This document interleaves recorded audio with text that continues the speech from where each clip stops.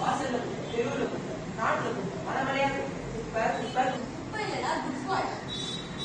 இது கேட்டா இவ்வளவு தினமும் காத்தால சாயங்காலம் எங்க அம்மா குப்பையை கவலை கொடுப்பாங்க. நான் தான் அதை வீட்டுல போய் ஸ்ட்ரைட்டா ஸ்மைன்னு வீசிடுவேன். கேட்டியா? ஒரு நாள் வெள்ளையும் சும்மா ஆள் வந்தாரு. அன்னைக்கு 10 ரூபா வீசிட்டேன்.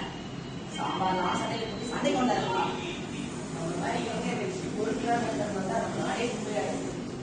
ஏண்டா அம்மா குப்பையா இருப்பாங்க, நான் அதை வீதியில பேசுவேன். இது தப்பாடா? ஏன்னா இவ்வளவு வந்து பார்த்தா சரி, இப்ப என்ன பண்ணணும்? குப்பையை வீணாக்கப்படுறேன். குப்பையை முழுவதும் உபயோகப்படும்.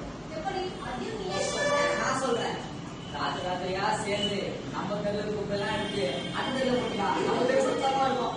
என் அறிவு பொழுது ஓ வீடு ஓ தெரு சுத்தமா இருக்குமா? நம் தேசம் அடுத்த நேரம் ஓ தேசம் தானே? ஆமால ஆமாவா இல்லையா? ரமேஷ், நீ சொல்லு.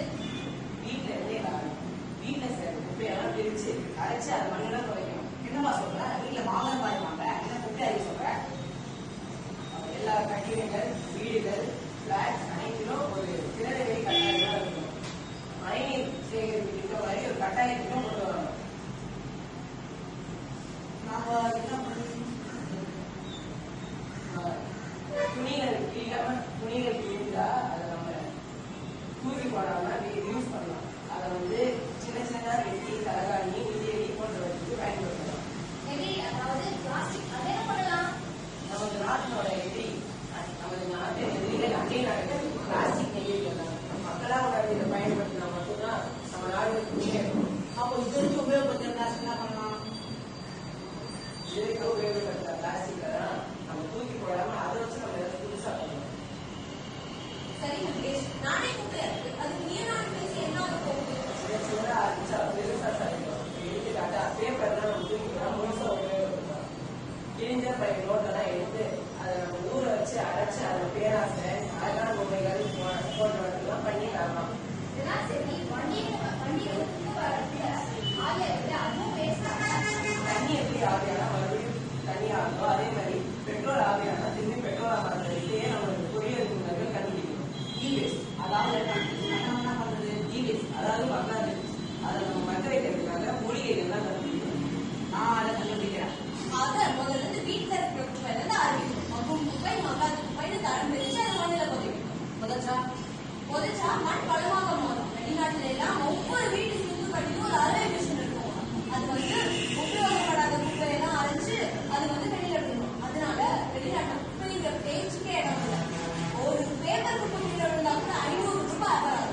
என்னது 500 ரூபா வராதுமா? நம்ம நாட்டிலேயே 12 கிலோ வாங்க ஆரம்பிச்சிட்டாங்கன்னா நம்ம இந்தியா கரையா இருக்கிறவங்களுக்கு சின்ன சின்னதா குப்பைகளை 20 வருடங்களுக்கு இந்தியா பல பல பல பல பல பல பல பல மாறிச்சுங்க.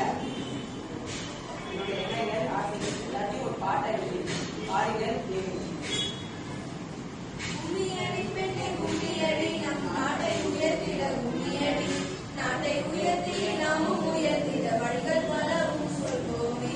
கும்மியடி பெண்ணே கும்மியடி, நம் நாட்டை உயர்த்திட கும்மியடி, நாட்டை உயர்த்தி நாமும் உயர்த்திட வழிகள் பலவும் சொல்வோமே.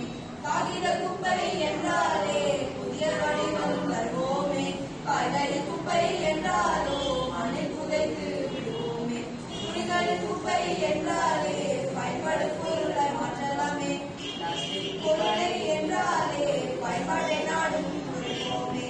நீரை தானே நலமுறைத்து மீண்டும் மீண்டும் அதை பெறலாமே, மறுசுழற்சி முறையை கற்போமே, மாசில்லா தேசத்தை செய்வோமே, மாசில்லா தேசத்தை செய்வோமே, மாசில்லா தேசத்தை